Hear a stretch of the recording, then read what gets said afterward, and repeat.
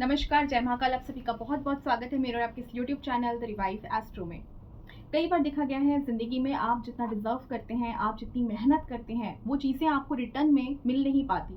चाहे आप किसी एग्ज़ाम का प्रिपरेशन कर रहे हो, चाहे किसी ऑफिस में जॉब कर रहे हो, या फिर आप प्रोफेशनली किसी भी फील्ड को बिलोंग करते हो, लेकिन आपका जो मेहनत है वो आपने अगर 99% भी कर दिया, वो 1% जो है जहाँ पर आपका कहीं ना कहीं लक सपोर्ट की ज़रूरत है, वो चीज़ें हमेशा मिस हो जाती है। अगर ऐसी चीज़ें आपके साथ होती हैं तो ये वीडियो बिल्कुल आपके लिए है, क्योंकि ये मेरे 10 साल के करियर का एक पूरा ऑब्जर्वेशन है, रिसर्च है, और क्लासिकल टेक्स्ट में क्लियरली चीज़ें लिखी हुई है। इस ऑब्जर्वेशन को आज मैं आपसे ज़रूर शेयर करूंगी ताकि आपको भी गाइडेंस मिल सके, और जहाँ पर आप फेल हो जा रहे हैं उन चीज़ों में आपको आगे चल के सफलता ज़रूर मिल सके।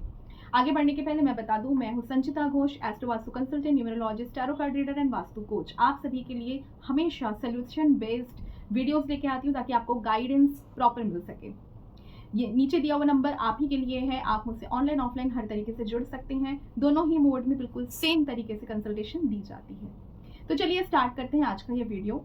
कई बार जो भी फेलियर वाली चीज़ें आपके जीवन में आती है या आपके आसपास के लोगों में ये दिखता है कि वो डिप्रेस्ड हो जाते हैं, क्योंकि लंबे समय से जब मेहनत होती है तो वो बहुत ज़्यादा मेहनत होती है। वो सिर्फ आपकी मेहनत नहीं, आपके साथ जुड़े हुए लोगों की भी तपस्या होती है।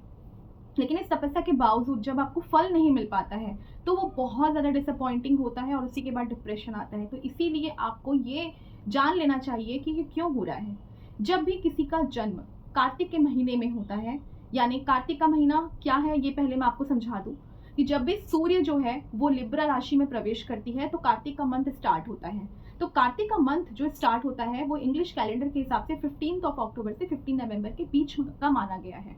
ये जो एक महीना होता है ये इतना ज़्यादा इंपॉर्टेंट है क्योंकि यहाँ सूर्य जो है वो नीच का कारक है, वहाँ नीच हो जाता है। और नीच हो जाने से यहाँ पर इस टाइम पे जिनका भी जन्म होता है उसका कार्तिक में सूर्य नीच का माना गया है।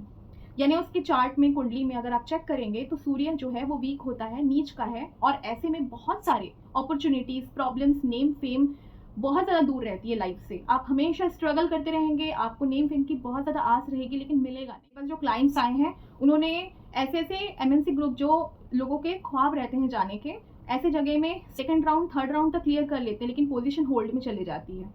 ऐसे लोगों का देखा गया है कि कई बार गवर्नमेंट के एग्जाम में फर्स्ट राउंड सेकंड राउंड सब क्लियर हो जाती है, प्रीलिम्स क्लियर हो जाता है, मेंस क्लियर हो जाता है, इंटरव्यू में जाके इंटरव्यू में सिलेक्शन नहीं हो पाता है। यानी लास्ट पॉइंट में जो एक रुक रहा है वो कहीं ना कहीं यही इफेक्ट है जो आपने हमेशा से सोचा कि भाई मेरी तरफ से कमी कहाँ रह गई। कमी आपकी तरफ से नहीं रही है, कमी कुंडली के अंदर वो पोजीशन में है जो आपको बार बार ये याद दिला रही है कि सूर्य जो है वो आपका नीच का है, उपाय आपको करना पड़ेगा। तो अब हम बात करेंगे उपाय के बारे में।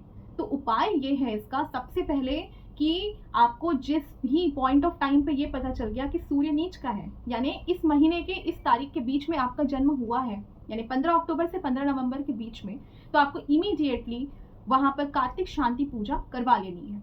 अब कार्तिक शांति पूजा एक फैक्ट जान लें कि ये मिथ है, बचपन में ही होती है, बचपन में जन्म के साथ होता है, ऐसा बिल्कुल नहीं। बचपन में अगर आपको पता चल गया है, अगर आपने करवा लिया, बहुत अच्छी बात है।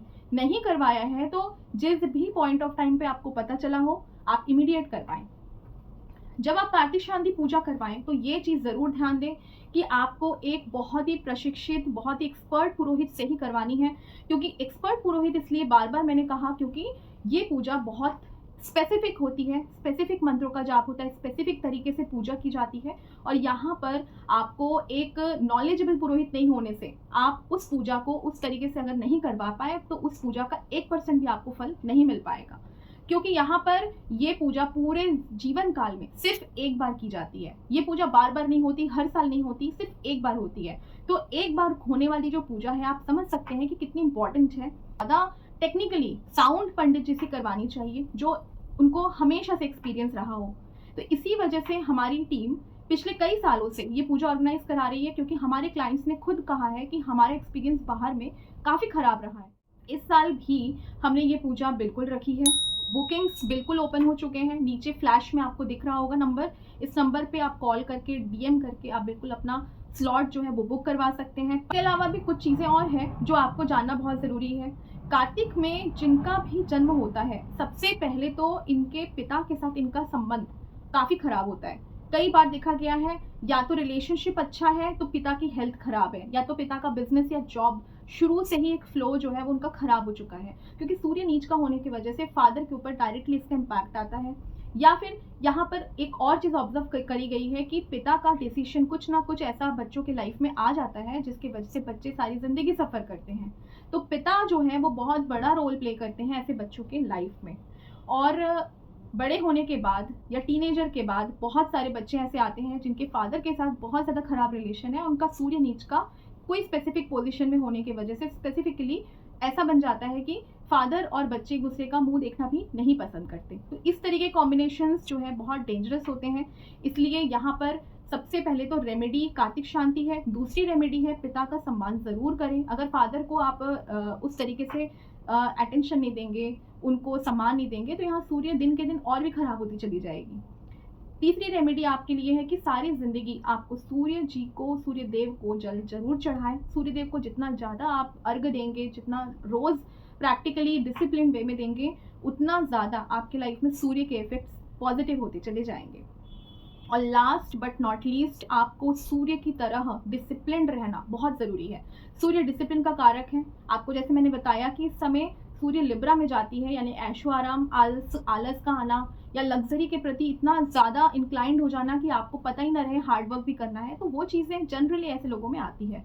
जो लोग इस महीने में जन्म लेते हैं जनरली बहुत आलसी होते हैं, हार्ड वर्क करना नहीं जानते। हार्ड वर्क करने के लिए जाते भी हैं तो 2-4 दिन 5 दिन करते हैं, फिर छोड़ देते हैं। ये लोग रूटीन कभी फॉलो नहीं कर पाते।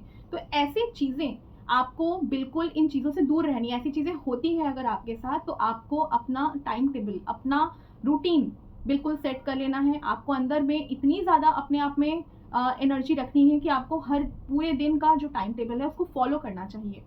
ऐसे लोग जनरली 9 to 5 की जॉब कर नहीं पाते। अगर उनको मिल भी जाए तो ये लोग बहुत मुश्किल से फॉलो करते हैं। ये लोग 4 दिन ऑफिस जाएंगे तो 2 दिन सोचेंगे कि हम घर पे रह के जॉब कर लें। तो ऐसे वाली प्रॉब्लम्स में ये सिम्टम्स बहुत कॉमन है। अगर आपके साथ भी ये चीज़ें होती हैं तो आप इस चीज़ को सीरियसली लें, और उपाय जो मैंने आपको बताए हैं ये सारे उपाय 1 by 1 करें अपनी ज़िंदगी में, ताकि आपको भी गाइडेंस मिल सके, सूर्य की एनर्जी आपके लाइफ में आ सके, और जितनी भी प्रॉब्लम सूर्य के साथ एसोसिएटेड है उनका सोल्यूशंस वे आउट आपको मिल पाए। सर मैं आपसे विदा लेती हूँ, नेक्स्ट वीडियो में ज़रूर मिलेंगे। नमस्कार, जय महाकाल।